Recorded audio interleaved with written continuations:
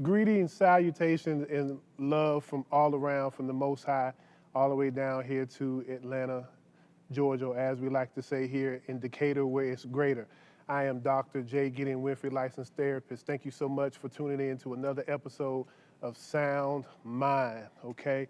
Thank you for your support. Thank you for the love. Thank you for the sharing, the resharing. Thank you for the comments. Just thank you for being you in your entirety. Just such a blessing to Sound Mind, myself, the Sound Mind family, and the Hope TV family. Thank you so much, so much, so much. So I always want to start off by thanking you all, but most importantly, the Most High God, Yahweh, for being who He is to myself and to all of us.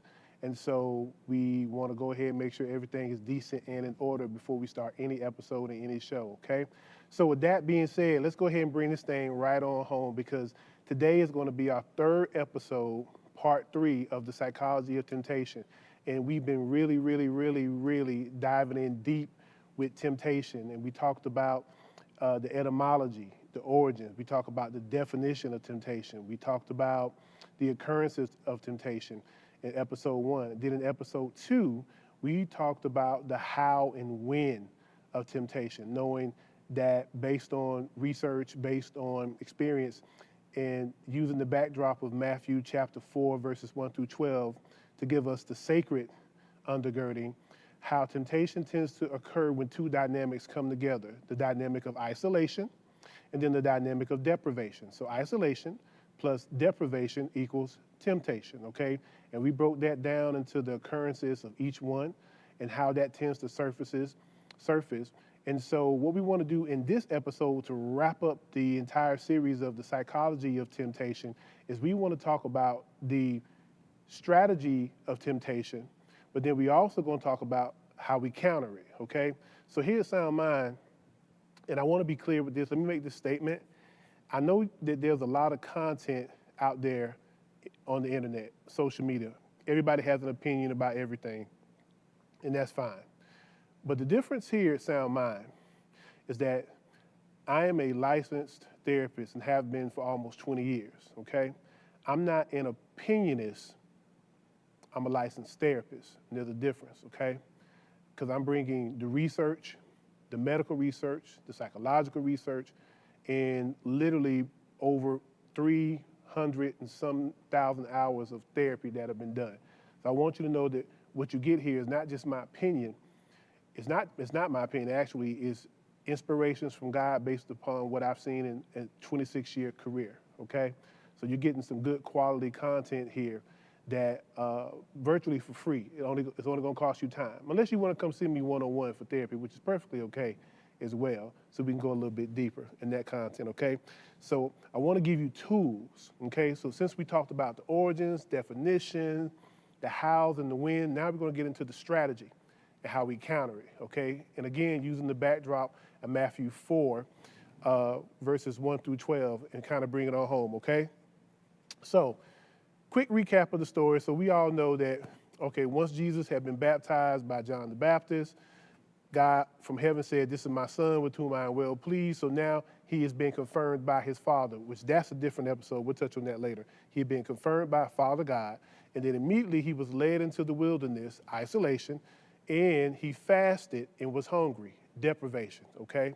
So once he was isolated in a state of deprivation, here comes Satan to tempt him, okay? So we're going to look at the 3 strategies and counter strategies of temptation, okay? So rock with the good doctor and see how this is applicable to your life and helps us to be able to stay out of situations of yielding to temptation, okay? So, all right, so now we got Jesus being isolated, state of isolation, deprivation. Here comes Satan trying to wreak shop, taking advantage of the fact that he's isolated by himself, and then also because he's in a state of deprivation. Go back and get that. Taking advantage of the fact that he's isolated and in a state of deprivation. Because a lot of times that's when temptation tries to come at you hardest, when it is appearing as if you're isolated and you're deprived, okay? Think about from a dating aspect, you know, pet peeve of mine that I hear in therapy often is, matter of fact, I have a patient who lost their spouse, and in losing their spouse, like not even a month later, people were contacting them for dating opportunities, recognizing that they were isolated and having the opinion that this individual was deprived, completely out of order, such not the appropriate and humane thing to do. But that's where Satan shows up. So in this instance, the first strategy of temptation is what I call turn these stones to bread, okay? The first strategy of temptation that temptation tries to leverage is asking us to turn stones into bread. So what Satan had done was basically he looked at Christ and was like, oh, okay, so you hadn't ate anything in a while, so you got to be hungry. So since you're hungry and you got this power, turn these stones into bread, okay? So how do we break that down in the secular realm is that's the stage or the strategy, what I call deprivation declaration, okay? Deprivation declaration is the first strategy of temptation that temptation tries to use. And when we say deprivation declaration, basically what we're saying is when we're told that if and since we are deprived and isolated, we should do whatever to get that need fulfilled, even if it's wrong, okay? So deprivation declaration is basically when we're told that we are deprived and isolated, and since we are deprived and isolated, do whatever it is to get that need filled, even if it's wrong.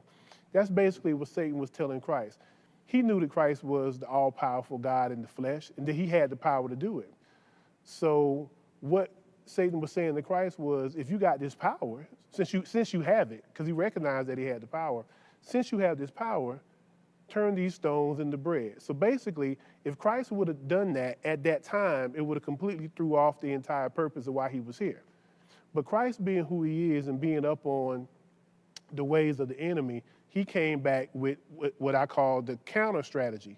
And the counter strategy was when Christ said, man should not live by bread alone, okay? So when we talk about that counter strategy, that's what I call explanation factualization, okay? And explanation factualization is when we state why we will not do whatever or do anything wrong to fulfill what we are deprived and isolated of.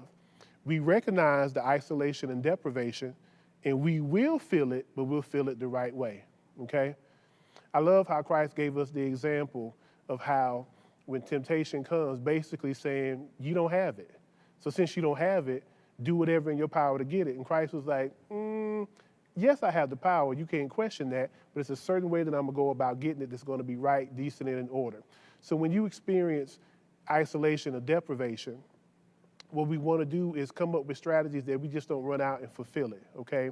I think of sometimes in marriages when you have a partner that gets sick and they're not able to do certain things. So Dr. Miles Monroe said something that was so monumental that I share with my couples, and it resonated with me so deeply. He said that if you can say why you love your spouse or your mate, you just put a condition on your relationship.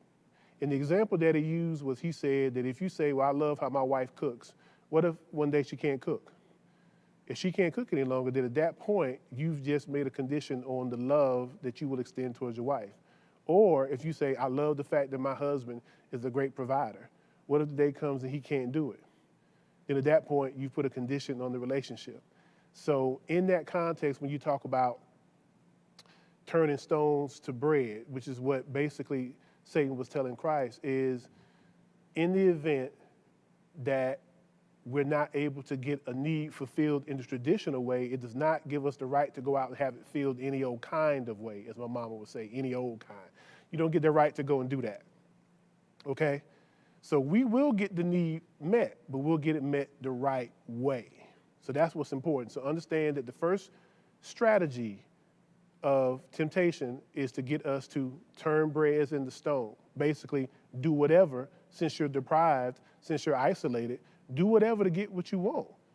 It's within your power. But then we come back with, while I do have the power, and I do recognize I may be isolated, and I may be even a little bit deprived, but I'm gonna go about getting that filled the right way, okay?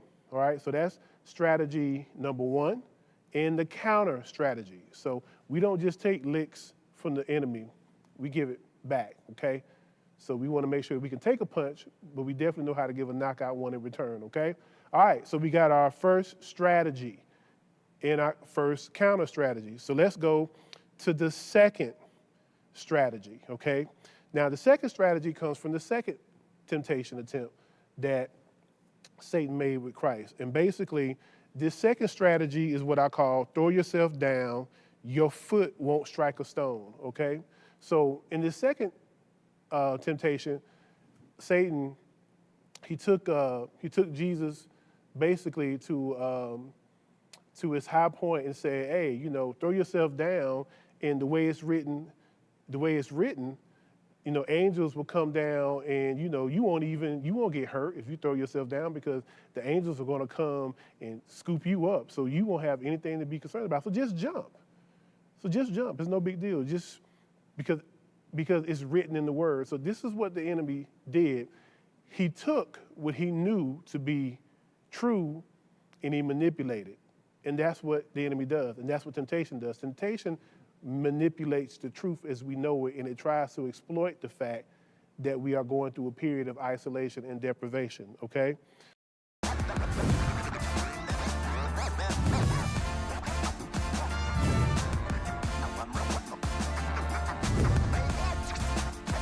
I know you just talked about how you didn't hear of that many people traveling or whatnot, but was there a specific inspiration for writing a book about it and creating content about being a Black traveler?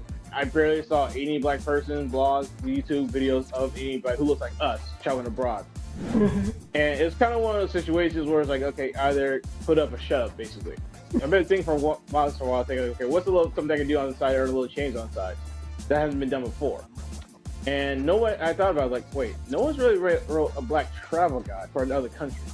And so I took that last summer to go out almost every day, going out, taking pictures, doing research, all that jazz. And that's what led up to writing the book, our first book.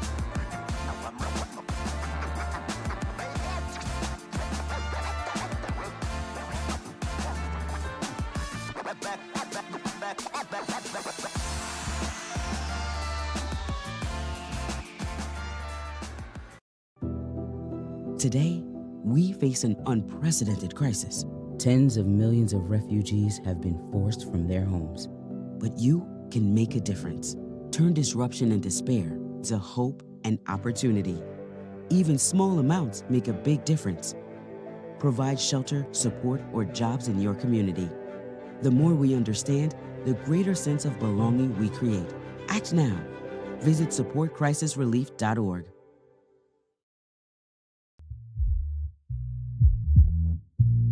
This was about 2 weeks ago when I hooped. Of course, I got my content. Won't he make a way out of no way? Right? So they're connecting, with the sermon, with the lyrics of the sermon, but they're also connecting with the note, and I know it, and I can feel when we're connected. When you're dating, there's a connection. When there's chemistry, and hooping is not just jazz, it's not just soul, but it's a connection that the preacher has with his or her audience, and it's amazing.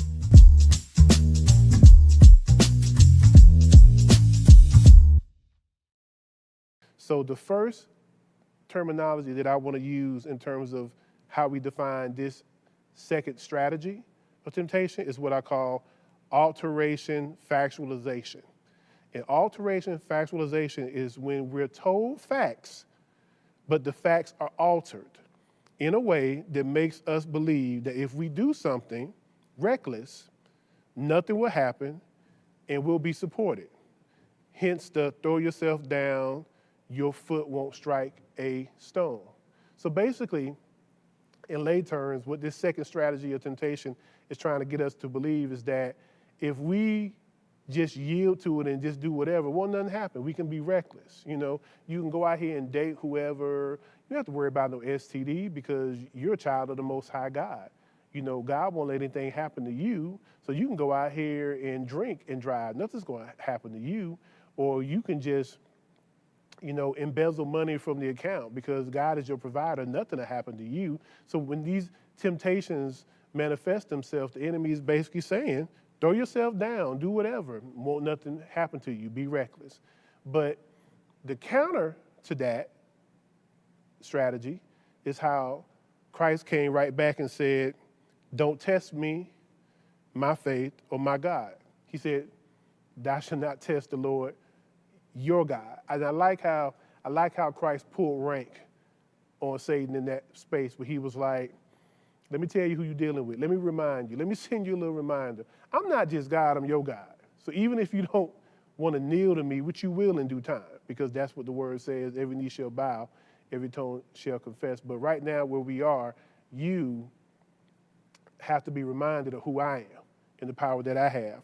So the counter strategy was Christ coming back and doing what I call having a proclamation factualization.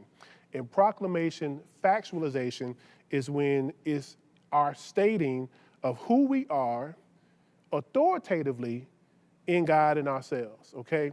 So using this in a lay term perspective, what we're talking about is in this second strategy of temptation, when temptation comes and basically says, do whatever you want to do, be reckless, and you'll be supported for it, won't nothing happen. When we know who we are in Christ and who we are, that's what we stand for. What we stand for. That's how we counter that. We're proclaiming the facts of our life. Because we are a man and woman of God, because we are a faithful husband and a faithful wife, because we love our parents and we want to be good children, even though we may feel isolated and even deprived, we're not going to be reckless in getting that met. Okay? So basically, don't even have that conversation with me. Look at your circle. Now, I said this in season 6, and I want to give a big shout out, a love to who I call my 3. And we'll do an episode on who your 3 are, because I always say a person should have a 12 and a 3. My 3, I love them, I love them, I love them to death. Dr. Carlos Brown, Pastor Devon Ward, and Vincent Moore. These are my 3. And these are the men in my life that if I turn to them with anything that might be going on in my life, they're never going to tell me to be reckless. They're never going to tell me to do anything that could compromise who they know I am as a man of God, who they know as I am, who I am as a husband and as a father, okay? So there's no reckless men in my life. So because of that proclamation and factualization, they pour that back into me. So I pray that you have people in your life that will give you proclamation, factualization in your life, so you can look at situations and circumstances when you're going through and just be reminded of who you are and what you stand for, and that certain things you just not even going to tolerate, because that's what Christ did in this particular episode, the second temptation, when the enemy came and said, hey, throw yourself down, won't nothing happen to you, angels going to come and rescue you. Don't even worry about it, your foot won't strike a stone. But Christ came back and said, don't test me, don't test or try the Lord your God, okay? So don't even try me. Don't even try me, okay? That's proclamation, factualization, okay? So let's go into the third and final strategy of temptation, and we're gonna also come with our third and final counter strategy, okay? Now, our third and final counter strategy that temptation tends to come at us with is what I call visualization declaration. And in this third temptation, Satan took Christ to the pinnacle of a temple and showed him all of the kingdoms of earth. And he said, all these things you can have if you fall down and worship me. Look at all these things you can have if you fall down and worship me. All these things you can have. Look at all of this, that, and the third you can have if you fall down and worship me, okay? So this was a practice that temptation brought into, again, calling it visualization declaration. And we define that as when we're told to look at all the things that we can have if we give in to the temptation and worship the things that we are deprived and isolated of, okay? Look at all the things that could happen if you went on a date every day of the week. Look at all you could have, all the attention, your phone ringing, people texting you. Look at all the things you could have if you just worship that. Just give in to it. All the things that could happen if you if you left your family. You wouldn't have to be worried about, providing. You wouldn't have to feel unappreciated or invisible. All the things you could have if you just walked away from your job. All the things you could have if you just, told your supervisor where they could go and how quickly they could get there. All these things you would have if you just gave in to this isolation and deprivation. And that's what temptation would try to leverage itself. But then Christ came back with the counter strategy of all counter strategies. He came back and he gave what I call a directive-authoritative proclamation. A directive-authoritative proclamation. Because he came back to Satan, he said, "Go away, Satan. You worship the Lord your God and serve him only." He wasn't even trying to have a conversation. It was, he gave a directive with authority to tell Satan, "Get on up out my face." Now, I love the progression from temptation 1 to 3, because temptation 1, he didn't mind casually talking back to the enemy. He spoke to the author of confusion. He spoke back to the enemy. But you see, between temptation 1 to temptation 2, and by temptation 3, he had enough. So one of the things that I try to promote in my practice is that sometimes you can only talk to people for so long and so often. When you see that they're going to attempt to continue to try you, after you put your foot down, you got to tell them, "Go away. You can't be in my life. I got to block you on social media. I got to block you from calling me." Or if you just persist from being invasive in my life, there are legal means to take care of that as well. So there was a directive and an authoritative approach that Christ made in that proclamation when he told him, "Go away, Satan. You worship the Lord your God and serve him only." That's it. It's nothing else for consideration. Now I'm telling you to leave. I'm done with you. Okay? So what aspects of your life do you feel like you need to tell people, "I'm done with"? What do you need to tell yourself you're done with? I'm done with being considered an option for you. I'm done with being considered the comma in your life when you've been the period in mine. I'm done with you getting to me when you have the opportunity to, or when it's convenient for you. I'm done with being told to just suck it up. I'm done with being told that this position only pays this much money when I see people getting increases all around me that don't put in the work.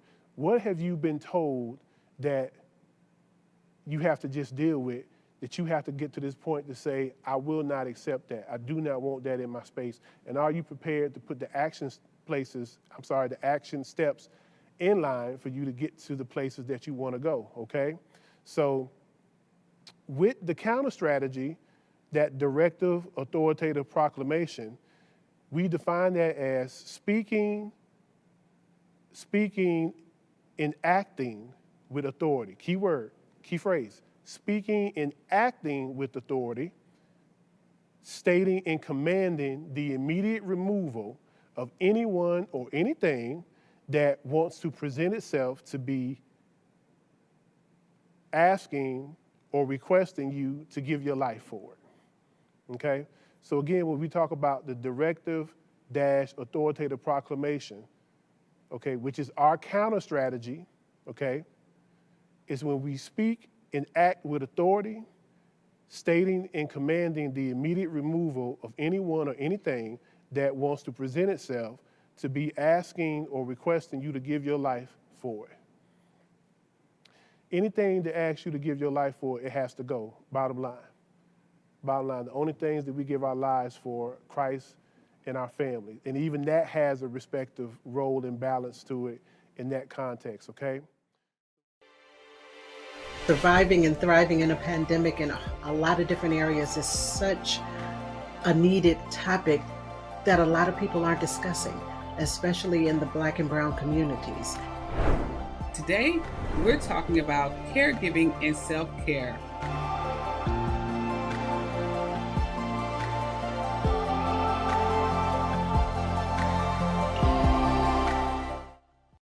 Part-time job, full-time hustle, all-time Shiro to all of us. You nurture, we listen. You teach, we thrive. You lift our spirits, but we've got to lay down the truth. It's time for you, our Shiro, to stretch for the stars. A free online chat can give you the personalized tips you need to start boosting your retirement savings today. Start saving more for retirement so you can feel prepared and live your life to the fullest. Visit aceyourretirement.org.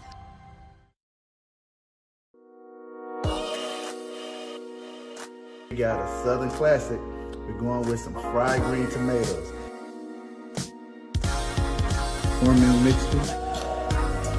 And cover it up.